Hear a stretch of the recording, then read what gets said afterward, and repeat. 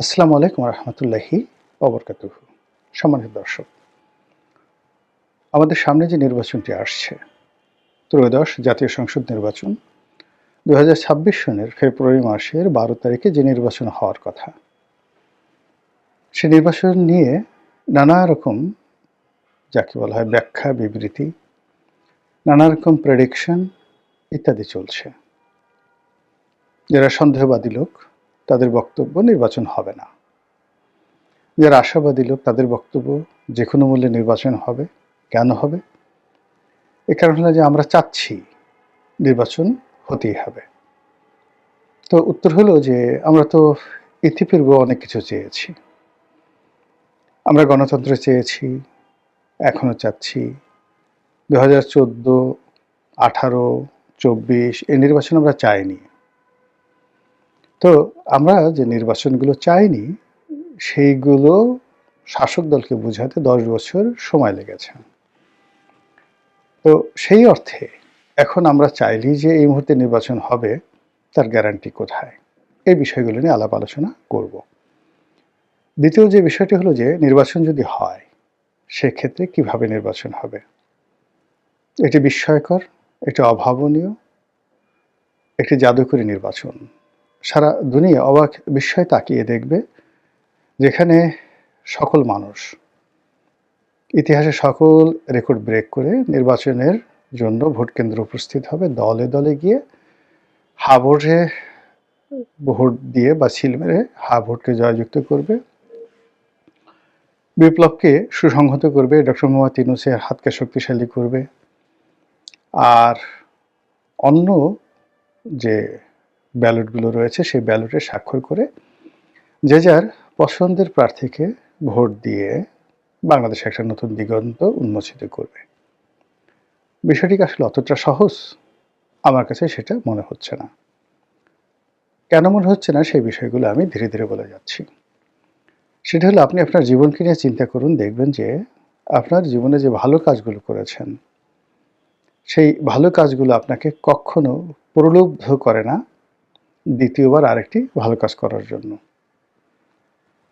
এর কারণ হলো যে ভালো কাজের ফলে মানুষের অন্তরাত্মা তৃপ্তি পায় ক্ষণিকের জন্য, কিন্তু নানামুখী সমালোচনা, বহু বিতর্ক এবং যাকে বলা হয় ভালো কাজের পথে নানা রকম বাধা বিপত্তির কারণে মানুষ ভালো কাজ আসলে দ্বিতীয়বার করতে গিয়ে আগ্রহ হারিয়ে ফেলে।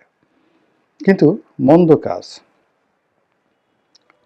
মন্দ কাজের অনেক বাধা, অনেক ব্যর্থতা, কিন্তু মন্দ কাজের একটা ইন্দ্রিয়গত তৃপ্তি রয়েছে। সেই তৃপ্তিটা খুবই জঘন্য।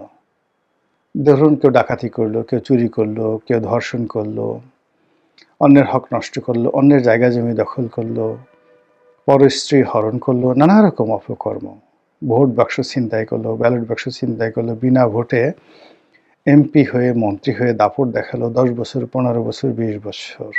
তারপরে জেল খাটলো, জুলুম খাটলো, তারপরে মার খেলো, লাথি খেলো, গুঁতো খেলো, কিন্তু তারপরে মানুষ মন্দ কাজ করতে চায়। এই কারণটা হলো যে মন্দ কাজে শ্রম খুব অল্প, একেবারে শ্রম অল্প। আর যতদিনই আনন্দ করা যায় বিনা পরিশ্রমে মাগনা যদি কোনো একটা জিনিস পাওয়া যায়, তখন সেটার একটা যে পাশবিক আনন্দ, এটা মানুষের যে সেই প্রাগৈতিহাসিক যে পশুর চিন্তা, সেই পশুর চিন্তার মধ্যে তাকে একত্র করে ফেলে। ফলে আপনি দেখুন যে হাজার হাজার বছর ধরে এত মানুষ গ্রেপ্তার হচ্ছে, ডাকাতি বন্ধ হচ্ছে না, ছিনতাই বন্ধ হচ্ছে না, পকেট মারের যে কাজ, একবার চিন্তা করুন তো কি ঝুঁকিপূর্ণ কাজ। বা গ্রামে যে আমাদের যে ছোটবেলা আমরা দেখলাম সিধেল চুরি করত, সারা গায়ে তেল মেখে উলঙ্গ হয়ে, তারপরে শেষে সেই ঘরে শীত কেটে ঢুকতো, অনেকে ধরা পড়তো, মার খেত, অনেকে আহত হতো, তারপরে শেষে এত কষ্ট করে কি চুরি করত? ৪-৫ জোড়া স্যান্ডেল, কয়েকটা ডিম, কয়েকটা কাঁসার পাতিল ইত্যাদি ইত্যাদি, সব মিলে ২০০ টাকাও হয়তো হতো না। আমি যে সময় আমাদের গ্রামে সিঁদুর চুরি হতো ওইরকমই, এবং এটা নিয়ে গ্রামে সে প্রচুর বিচার সালিশ হতো, চোরকে পিটানো হতো, অনেক সময় জেলে দেওয়া হতো। কিন্তু এসে আবার সেই শিডিউল ছুরি সে করত। এটার কারণ হলো যে মানুষ মন্দ কাজের মধ্যে এক ধরনের পাশবিক আনন্দ সে লাভ করে। এটা অনেকটা নেশার মতো।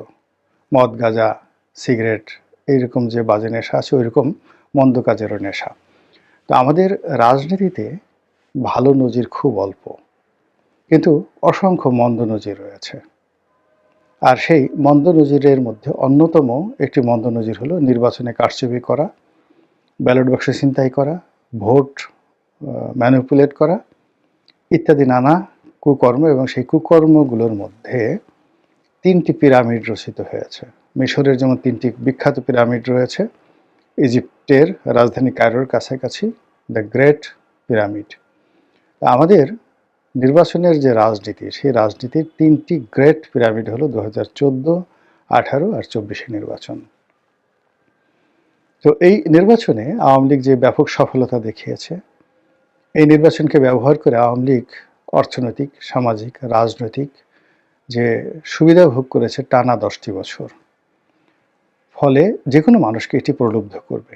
1 2 নম্বর হলো যে এই মন্দ কাজের ফলে যে উদাহরণগুলো তৈরি হয়ে আছে সমাজে, রাষ্ট্রে, কৃষ্টি, কালচারে, এগুলো দূর করা খুবই কঠিন একটা বিষয়, খুব বড় মাপের সমাজ সংস্কারক এবং রাজনীতিতে বিপ্লবী যে ক্যারেক্টারিস্টিক্স এটি না থাকা পর্যন্ত কোনো নেতার পক্ষে এই ধরনের পরিবেশ পরিস্থিতি পরিহার করা সম্ভব হয় না। তো সেক্ষেত্রে 2026 সনের ফেব্রুয়ারি মাসে যে নির্বাচনের কথা আমরা ভাবছি, যে সম্ভাবনা আমরা দেখছি, সেই সম্ভাবনার পাদপীঠে একেবারে শকুনের মতো 2024 সনের আমিডামি নির্বাচন হা করে সেই নির্বাচনে যারা কুশীলব তাদেরকে ভয় দেখাচ্ছে, তাদেরকে প্রলুব্ধ করছে এবং তাদেরকে আকর্ষণ করছে, আয় আয় আয় আমার মতো করে একটা অদ্ভুত নির্বাচন কর। তো সেক্ষেত্রে আগামীতে নির্বাচন যেটি হবে তার জন্য সবচেয়ে বড় বাধা হবে, বিঘ্ন হবে এই 2024 সনে যে আমিডামি নির্বাচন হয়েছে সেই নির্বাচনের একটা পরিবেশ অ্যাভয়েড করা বা পরিহার করা। দ্বিতীয়ত হলো যে এই নির্বাচনের ময়দানে যে ফেব্রুয়ারি মাস, এই মাসটি এই মুহূর্তে যারা সবচেয়ে সফল রাজনৈতিক দল, সম্ভাবনাময়, শক্তিশালী, যারা আগামী দিনে ক্ষমতায় আসবে বলে ধরে নেওয়া হচ্ছে, তাদের জন্য ফেব্রুয়ারি মাসটি রীতিমতো একটি গজবের মাস। এবং এই গজবের মাসে 1996 সনে তারা একতরফা নির্বাচন করেছিল এবং সেই একতরফা 15 ফেব্রুয়ারির যে নির্বাচন, সেটার পথ ধরেই বাংলাদেশের রাজনীতির যত কলঙ্ক পরবর্তীকালে 96 সালের পরে যত কলঙ্ক, দুর্ভোগ এবং দুর্দশা, এটি ওই 15 ফেব্রুয়ারি নির্বাচনকে কেন্দ্র করে। এবং সেই নির্বাচনের দুর্নাম এবং বদনাম বিএনপি কিয়ামত পর্যন্ত সেটা কাটিয়ে উঠতে পারবে না। ওই নির্বাচনের আগে বাংলাদেশে যে সহিংসতা হয়েছে এবং ওই নির্বাচনটিকে বানচাল করার জন্য যে পরিমাণ লড়াই সংগ্রাম করতে হয়েছে এবং ওই নির্বাচনটি অনুষ্ঠান করানোর জন্য বিএনপি যে ক্ষয়ক্ষতির মুখোমুখি হয়েছে, যার দায় থেকে, দুর্ভোগ থেকে বিএনপি এখনো বের হতে পারছে না। ফলে বিএনপির সঙ্গে 15 ফেব্রুয়ারি নির্বাচন, মাগুরা নির্বাচন, তারপরে গ্রেনেড হামলা, জজমিয়ার নাটক, এরপর তেজগাঁয়ের কুখ্যাত নির্বাচন ইত্যাদি যে সকল যাকে বলা হয় কলঙ্ক লেগে আছে, সেই কলঙ্কের সঙ্গে বাংলা ভাই, সেই কলঙ্কের সঙ্গে শায়ক আব্দুর রহমান, সেই কলঙ্কের সঙ্গে ছাড়া বাংলাদেশের সেই জজ কোর্টগুলোতে একই সঙ্গে বোমা হামলা, জঙ্গিবাদের উত্থান, আরও কত কিছু। এবং এই কলঙ্ক থেকে বের হওয়ার জন্য বিএনপি এখন তাকে নতুন করে চেষ্টা করতে হচ্ছে। এবং আপনি দেখুন যে জনাব তারেক রহমান সাহেব বাংলাদেশে আসছে, মানে হি বিকাম এ জেন্টলম্যান। সে এমন ভদ্র হয়ে গেছেন, মেপে মেপে কথা বলছেন, রীতিমতো আমাদের মায়া লাগছে যে একটা মানুষ এত রাতারাতি পরিবর্তন হন কী করে, এত ভদ্র হন কী করে। তো তিনি চেষ্টা করে যাচ্ছেন, সবাই বলা বলি চেষ্টা করছেন যে না, এবার তারেক রহমান সাহেবের ব্যাপক পরিবর্তন হয়েছে, আর স্বাধীনতা বিরোধী চক্র তাকে ঘেরাও করতে পারবে না, আর সেই হাওয়া ভবনের কুশীলতা তার আশেপাশে স্থান পাবে না। আর যে সমস্ত লোক সেই 10টা কসরো মামলা, গ্রেনেড হামলা, যে সকল ইলেকশন ম্যানিপুলেশন থেকে শুরু করে পত্র-পত্রিকার উপর যে জুলুম অত্যাচার চলছিল ওই সময়টিতে, সেগুলো আর চলবে না। যাই হোক, এগুলো সব আশার কথা। আমরা আশান্বিত থাকি। ভালো আশা করা ছাড়া মানুষ বেঁচে থাকতে পারে না। আমরা সেই বিতর্কে না গিয়ে আমরা যেটি বলতে চাই সেটি হলো যে, যখন মানুষের জীবনে একটি মন্দ ঘটনা ঘটে, সেই মন্দ ঘটনার প্রতিক্রিয়ায় বারবার শুধু মন্দ বিষয়গুলো তাদেরকে টানতে থাকে, ভীষণ রকম টানতে থাকে। এবং একটা বিষয় আপনি দেখবেন যে, আমরা কবরে রাখার সময় যেটা দোয়া পড়ি, মিনহা খালাকনাকুম ওয়া ফিহা নুইদুকুম ওয়া মিনহা নুখরিজুকুম তারাতান উখরা। অর্থাৎ, হে মানুষ, মানে আল্লাহর বক্তব্য, পবিত্র কালামের পাকে যেটা বর্ণনা করা হয়েছে, হে মানুষ, এই মাটি থেকে তোমার উত্থান হয়েছিল, এই মাটির মধ্যেই তোমাকে দাফন করা হলো এবং এই মাটি থেকেই তোমাকে আবার উঠানো হবে কিয়ামতের দিন। এর অর্থ যে, মানুষের যেখানে শুরু সেখানেই শেষ হয়, যেখান থেকে তার উত্থান হয় সেখানে তার পতন হয়। ঘুরে ফিরে একটা সার্কেলের মধ্যে মানুষ সবসময় ঘুরতে থাকে।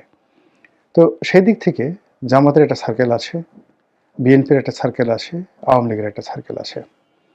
অতীতে জামাত বহুবার তাদের সেই সার্কেলের মধ্যে পড়ে কখনো বৃহস্পতির তুঙ্গে উঠেছে, আর কখনো শনির দশায় পড়ে ঘুরপাক খেয়েছে। বিএনপির একই অবস্থা, আওয়ামী লীগের একই অবস্থা। এখন আওয়ামী লীগের কপালে শনির দশা, বিএনপির বৃহস্পতি, আর জামাতের বৃহস্পতি প্রায় শেষের পথে। তো সেদিকে প্রশ্ন হলো যে, আগামীতে যে নির্বাচন আসছে সেই নির্বাচনের সময়টিতে বৃহস্পতির যে গ্রহ, সেটার যে চক্র, সেটি কার দিকে থাকবে? বিএনপির থাকবে, আওয়ামী লীগের দিকে থাকবে, নাকি জামাতের দিকে থাকবে? সময় খুব বেশি নেই, হায়েস্ট 1 মাসেরও কম সময় আছে। তো এই 1 মাসের কম সময়ের মধ্যে যদি আপনি নির্বাচনের অনুষ্ঠান ধরেন, সামনে পিছনে আরও কিছু ফর্মালিটিস বাদ দেন, ছুটির দিন বাদ দেন, 2 সপ্তাহের মধ্যে নির্বাচন হয়ে যাচ্ছে। 2 সপ্তাহের মধ্যে আমরা একটা প্রধানমন্ত্রী পাচ্ছি, আমরা একটি দলকে রাষ্ট্র ক্ষমতায় দেখতে পাচ্ছি, ডক্টর মোহাম্মদ ইউনূসের বিদায় দেখতে পাচ্ছি, নতুন রাষ্ট্রপতি দেখতে পাচ্ছি, আরও কত কিছু। এখন বুকে হাত দিয়ে জিজ্ঞাসা করুন তো, যে যার অবস্থানে থেকে, যে আমরা এই জিনিসগুলো যেটা কাগজে কলমে এই মুহূর্তে আমরা দেখতে পাচ্ছি, সেটার ব্যাপারে কি আপনার অন্তর সাড়া দিচ্ছে? আপনার পরিবেশ প্রতিবেশ কি আপনাকে জানান দিচ্ছে? অথবা আপনি বিশ্বাস করছেন যে আসলে এইভাবেই এত কিছু হবে? এই গেল 1। 2 নম্বর হলো যে, যদি নির্বাচন হয়, সেই নির্বাচনটিতে এই অল্প সময়ের মধ্যে সাড়া ফেলে আমরা সবাই অংশগ্রহণ করব। তারপরে সেখানে যে কজন ভোট দিবেন সেই কটি ভোটই কাউন্ট হবে, যেভাবে রেজাল্ট ছাপানো হবে সেইভাবে, মানুষ যেভাবে ভোট দিয়েছে সেভাবে রেজাল্ট ছাপানো হবে, আর মানুষের আশা আকাঙ্ক্ষা সেই নির্বাচনের মাধ্যমে প্রতিফলিত হবে। অথবা আমির আমির মতো বা 15 ফেব্রুয়ারির মতো এইরকম একটা প্রশ্নবিদ্ধ নির্বাচন, সেই নির্বাচনে অতীতের যে রাহুগ্রাসগুলো বিএনপিকে গ্রাস করেছিল, তো সেই রাহুগ্রাস বা সেই ত্রিশূলগুলো আবার বিএনপির দিকে ধেয়ে আসছে কি না, এটা আপনারাই চিন্তা করুন।